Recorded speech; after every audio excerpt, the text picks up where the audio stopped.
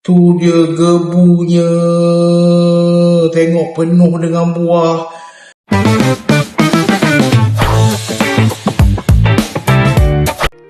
Hai, Assalamualaikum. Chef Bulat sini.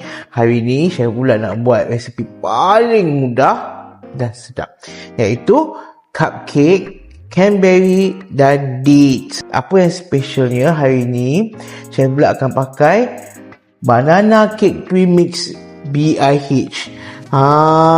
Tak ada pisang, tapi dalam ni dah siap komplit semuanya. Kita dah ada everything, gula, tepung, baking powder, semua kat dalam ni. Kita premix je. Benda mudah, kita tak payah susah. Okay, kat sini kita ada barang-barang ni lah. Yang kita perlukan: telur, cranberry, kurma, minyak, almond, susu dan kita punya banana cake premix. Okey, cara-cara mudah je. Ambil ni dulu kita punya premix ni, kita terus campur dengan telur. Okey, lepas tu kita kacau je. Tapi yang paling best ni pasal banana premix ni kan, dia dah ada bau banana tu kat dalam. Tak payah bubur pisang pun dah ada rasa pisang. Mudah, senang je. Terus tuangkan minyak.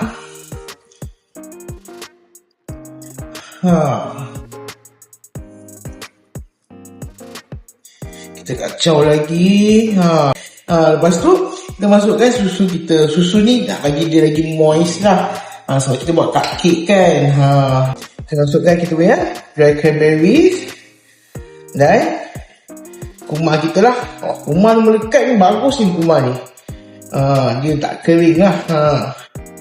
Okay, dan kita boleh terus masukkan almond ni. Almond ni kita tak payah sangat pun tak apa, sebab kita letak dia dalam adonan cupcake kan. Yang paling best apa perempuan, semuanya ada dekat BIH.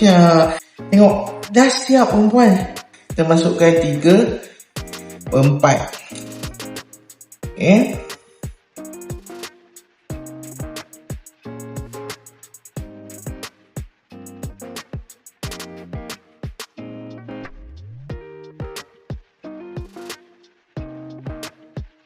kita akan terus membakar 170 darjah Celsius selama 18 ke 25 minit.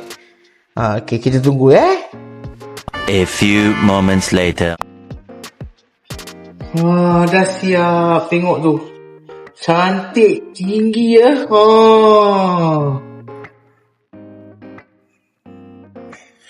Panas ni. Yang paling bestnya, banana premix ni tak ada pisang pun, bau pisang sama ada ni. Tu dia gebunya. Tengok penuh dengan buah. Apa nak cakap lagi? Yang ni paling mudah, paling senang. Bahan-bahan boleh beli kat satu tempat aja. Dekat BIH semua ada.